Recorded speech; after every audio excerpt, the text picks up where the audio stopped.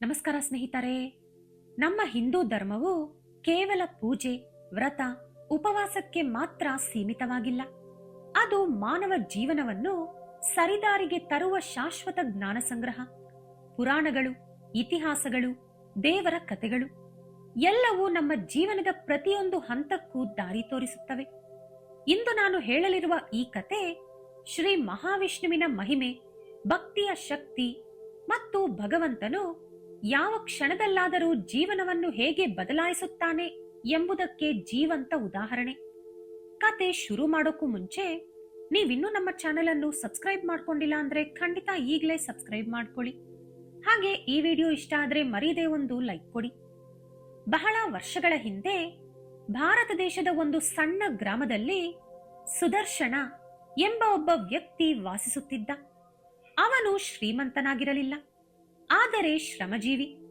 ದಿನಗೂಲಿ ಕೆಲಸ ಮಾಡಿ ತನ್ನ ಕುಟುಂಬವನ್ನು ಸಾಗಿಸುತ್ತಿದ್ದ.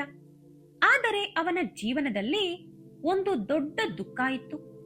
ಎಷ್ಟೇ ದುಡಿಯುತ್ತಿದ್ದರೂ ಹಣ ಉಳಿಯುತ್ತಿರಲಿಲ್ಲ. ಮನೆಯಲ್ಲೆಂದಿಗೂ ಶಾಂತಿ ಇರಲಿಲ್ಲ.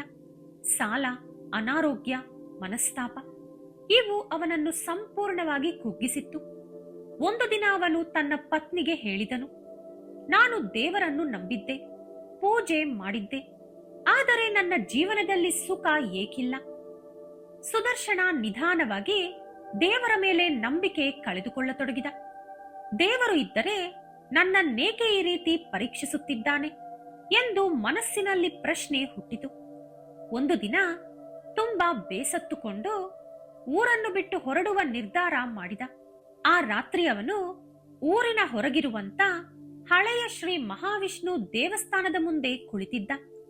ಆ ದೇವಸ್ಥಾನ ಬಹಳ ಪುರಾತನವಾದುದು. ಅಲ್ಲಿ ಯಾರೂ ಹೆಚ್ಚು ಹೋಗುತ್ತಿರಲಿಲ್ಲ. ಅದೇ ಸಮಯದಲ್ಲಿ ಒಬ್ಬ ವೃದ್ಧ ಅಲ್ಲಿ ಬಂದರು. ಕೈಯಲ್ಲಿ ತುಳಸಿ ಮಾಲೆ, ಮುಖದಲ್ಲಿ ಅಸಾಧಾರಣ ತೇಜಸ್ಸು. ಅವರು ಸುದರ್ಶನ್ಗೆ ಕೇಳಿದರು, ಮಗನೇ, ಏಕಿಷ್ಟು ದುಃಖದಿಂದ ಕುಳಿತಿದ್ದೀಯಾ? ಸುದರ್ಶನ ತನ್ನ ಜೀವನದ ಎಲ್ಲಾ ನೋವುಗಳನ್ನು ಅವರಿಗೆ ಹೇಳಿದ. ವೃದ್ಧ ಮೃದುವಾಗಿ ನಗುತ್ತಾ ಹೇಳಿದರು, ಭಗವಂತನು ನಿನ್ನನ್ನು ಪರೀಕ್ಷಿಸುತ್ತಿಲ್ಲ, ನಿನ್ನೊಳಗಿನ ಭಕ್ತಿಯನ್ನು ಜಾಗೃತಗೊಳಿಸುತ್ತಿದ್ದಾರೆ. ಆ ವೃದ್ಧ ಒಂದು ಸರಳ ಉಪದೇಶ ನೀಡಿದರು. ಪ್ರತಿದಿನ ಪ್ರಾತಃ ಕಾಲ ಓಂ ನಮೋ ನಾರಾಯಣಾಯ ಎಂಬ ಮಂತ್ರವನ್ನು 108 ಬಾರಿ ಜಪಿಸು.